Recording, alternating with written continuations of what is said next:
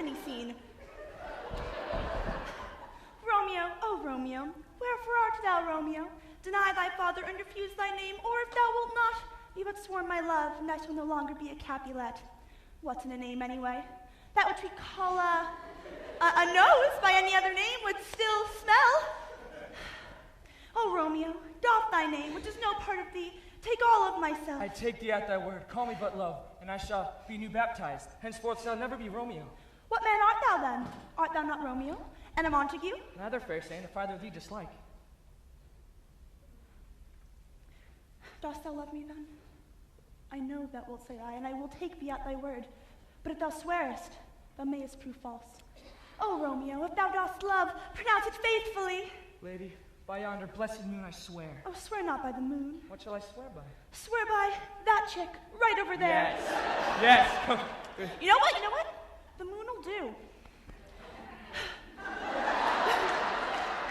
Although I joy in thee, I have no joy in this contract tonight. It is too rash, too sudden, too unadvised, too like the lightning, which doth cease to be ere once can say it lightens. Sweet good night. Oh, wilt thou leave me so unsatisfied? What satisfaction canst thou have tonight? Thy love's exchanged so vow for mine. I gave thee mine before thou didst request it.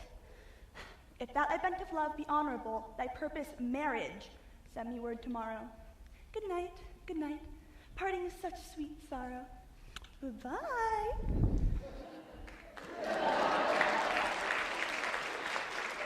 Though Romeo did swoon with love, by Cupid he was crippled. But Juliet had a lonesome coz, whose lonesome name was Tybalt. Romeo, love I bear thee can afford no other fate than this. Thou art a villain, therefore turn and draw. Tybalt, I do protest, I never injured thee, but love thee than thou better can devise. Oh, shit.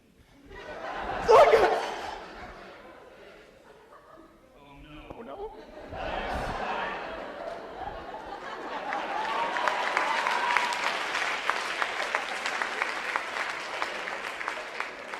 Okay, so from Tybalt's death onward, the lovers are cursed, despite the best efforts of the friar and nurse. Their fate pursues them, they can't seem to duck it, and at the end of Act 5, they both kick the bucket. Alack the day, he's gone, he's killed! Romeo, who would have thought it? What devil art thou to torment me thus? I saw the wound. I saw it with mine own eyes. God saved the mark. Here upon his manly breast, men are all dissemblers. They take things apart and reassemble them, and I don't know what a dissembler is! Oh no! He's dead! He's killed! He's dead! What are you doing tonight? Oh, Tybalt was the best friend that I ever had, that I should live to see the day he killed. Is Tybalt dead? And is Romeo slaughtered? My dear loved cousin and my dearer lord. Then, dreadful trumpet, sound the general Oh, Juliet, no! Tybalt is dead. Romeo that killed Tybalt, he is banished. Romeo is banished. Oh God, Romeo's hand shed Tybalt's blood? It did. Alack the day it did!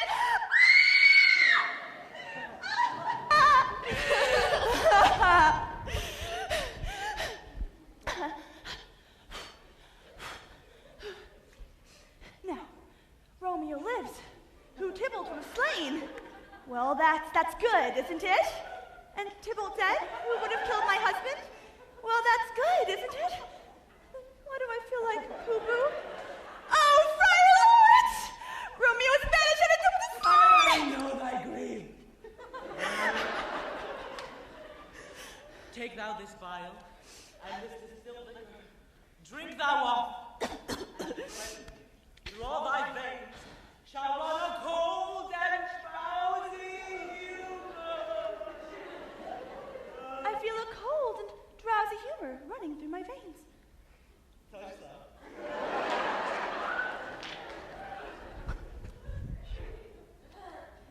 Oh no. My love, my wife, death that hath sucked the honey of thy breath, hath no power yet upon thy beauty. Oh Juliet, why art thou yet so fair? God, I don't know.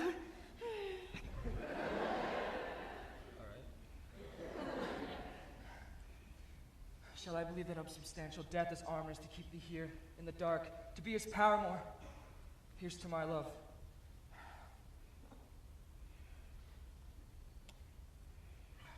Oh, true apothecary, thy drugs are quick.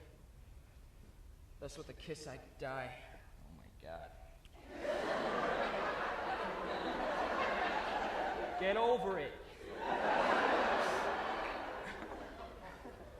Thus with a kiss I die. Good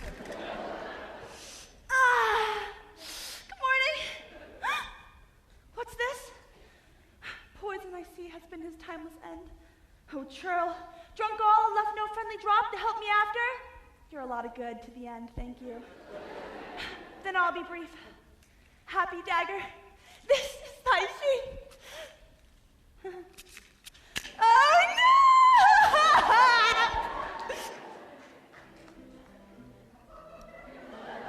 Epilogue. A glooming peace this morrow with it brings. The sun for sorrow will not show its head. Go forth, have morrow, talk of these things.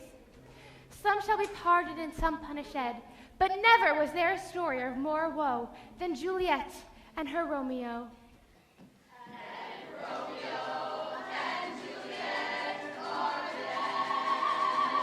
Are dead.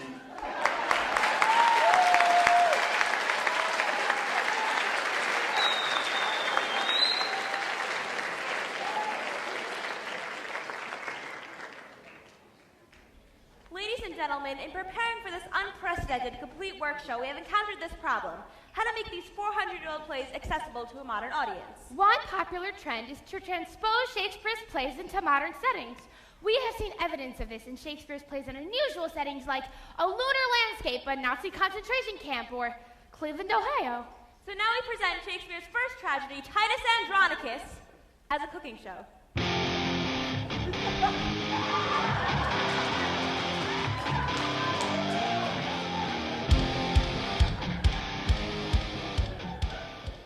Good evening, everyone, and welcome to Roman Meals. And I'm your host, Titus Andronicus. Now, let me ask you something. Have you ever had a long day? When your left hand gets chopped off, BAM! Your son's murdered, BAM! BAM! Your daughter raped, with both her hands chopped off and her tongue slit out, BAM! BAM! BAM! Well, the last thing you want to do is cook. Am I right? I said, am I right? Of course I'm right. I'm Titus Andronicus. Unless, of course, you take the rapist and serve him to his mother at a dinner party. Anyway, me and my daughter Lavinia will show you how. Lavinia!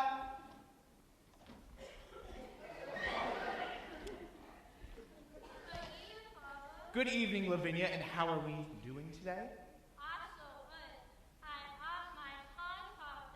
Uh-huh. I see. It's a pisser, isn't it? Now listen to me. I'm gonna grind your bones to dust. And of your blood, I am gonna make a paste. And of that paste, a coffin I shall rear. And make a delicious pastry of your shameful head! Now doesn't that just sound delicious? Come, Lavinia, receive the blood. Now the first... Turn around. Now, before we start, the first thing we want to do is make a nice clean incision from the carotid artery to the jugular vein, like so. Yeah, that's really gross, Father. I know. Ugh. Now, make sure you use a big bowl for this one, folks. Because believe it or not, the body holds about 4 quarts of blood in it. I can't even believe it myself. Hallelujah. And that he should be dead right about now. And here you have the most delicious, tasteful, delectable human head pie. with lady fingers for dessert. It's fit to serve a king. Oh, look at the time, folks. Well, tune in next week when we have Timon of Athens show us how to prepare the Merry Wives of Windsor. Until then, bon appetit. Now we are going to take a break and move on to one of Shakespeare's more mature plays as we see Othello, the Moor of Venice.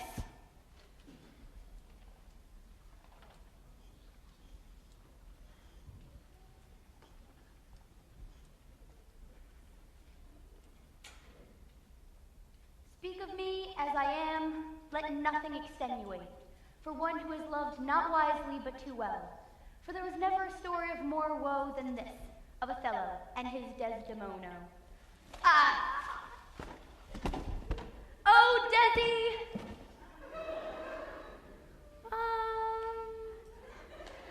Mr. Vedder, can we get some lights over here, please? Thanks.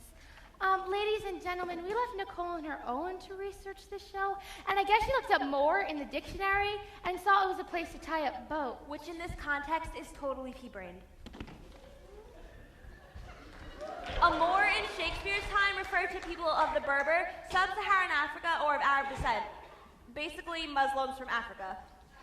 So, unfortunately, we won't be able to perform Othello tonight because Nicole has, physical limitations. She doesn't have the physical characteristics necessary to play Othello. Absolutely. Because I'm a woman. Right. Uh-huh. Got it. So we're going to move on because we can't perform Othello tonight. Whoa, wait a minute. I have an idea that's totally boatless. No one has to play Othello. We just need a beat. Jimmy Restano, everybody.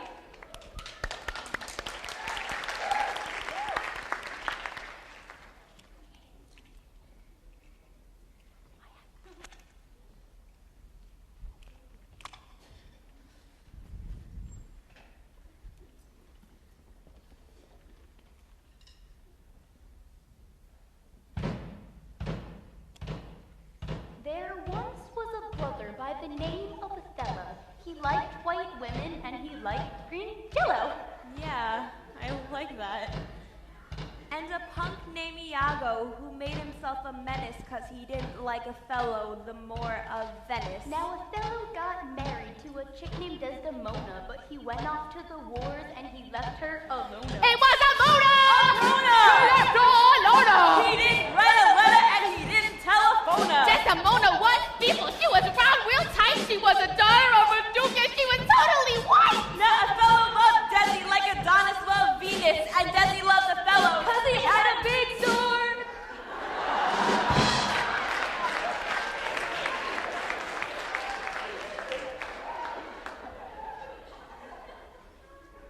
Who say I'm gonna shut the ball? How you gonna do it? Tell us. I know her tragic bluff. He's goddamn jealous. I need a dupe, I need a dope, I need a kind of smoke. So he found himself a sucker by the name of Capio. So he plants on him Desdemona's handkerchief, and Othello starts wondering, just maybe if while he's been there fighting out in the fray, if Desi and Cass could go roll in the hay. So he comes back home and sticks a pillow on her face, kills her and soliloquizes about his disgrace. But there's Amelia at the door who we met in Act 4 who said, "You big dummy, she weren't no whore." She was pure, clean, kinda like you too. So why'd you have to go and make her face turn blue? It's true! It's you! Now what you gonna do? Now Othello says, "Damn, this is getting pretty scary," so he pulled out a blade and committed Harry. Iago got caught, but he probably copped a plea, loaded up his bags, and he moved to Beverly Hills, that is.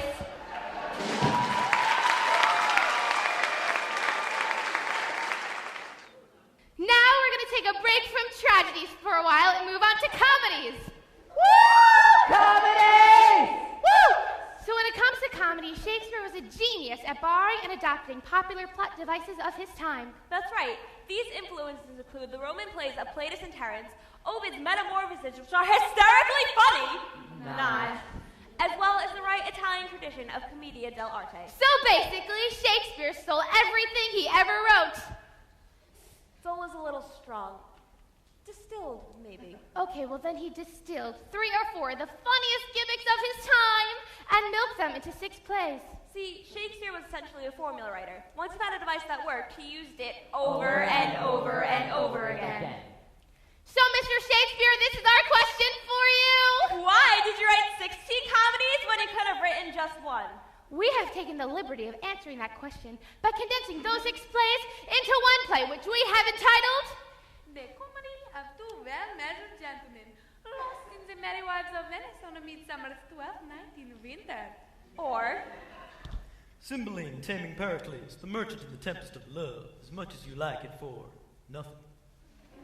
or The love boat goes to Verona. I stole my puppet.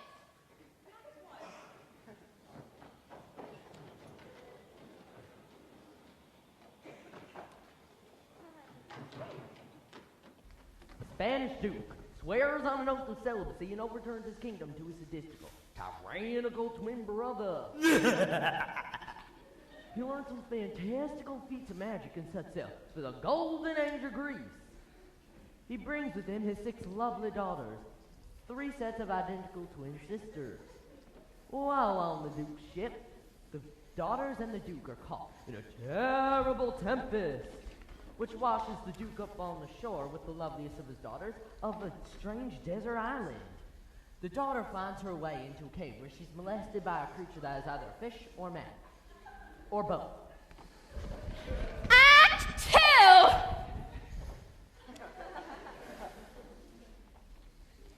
The long-lost children of the Duke's brothers, also coincidentally 3 sets of identical twins, have just arrived in Italy. While still possessed of inner nobility, they are ragged, destitute prejudice, fleeing to press the shadows of the men they once were. And in the almost extremity, are forced to borrow money from an old Jew, who deceives them by slipping their brains as collateral upon the law.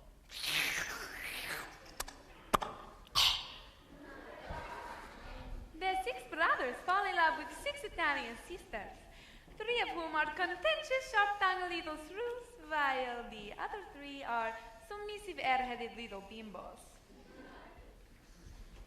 The shipwrecked identical daughters of the Duke wash up on the shores of Italy, disguise themselves as mages to the shrews and matchmakers to the Duke's brothers' sons. They lead all the lovers into a nearby forest, while on a midsummer's night, a bunch of mischievous fairies squeeze the aphrodisiac juice of a flower into the shrews' eyes, causing them to fall in love with their own pages, who in turn have fallen in love with the Duke's brothers' sons. Meanwhile, Queen Fairy falls in love with a donkey, and they all perform a lovely interpretive dance. Act 3. 4. The elderly fathers of the Italian sisters, finding their daughters missing, dispatch messages to the pages, telling them to kill any man in the vicinity. However, unable to find men in the forest, the faithful messengers, in a final misguided act of loyalty, delivered the messages to each other, and they killed themselves.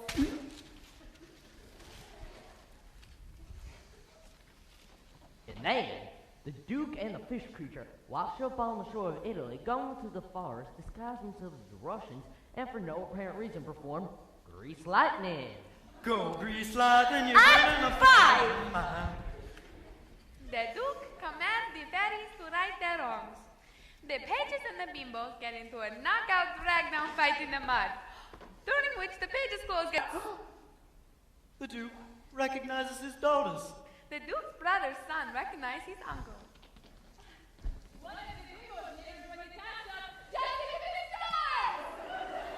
And they all get married and they go out to dinner. Well, except for that minor character in the second act that got eaten by a bear, and the Duke's brother sons were unable to pay back that old Jew, give themselves lobotomies.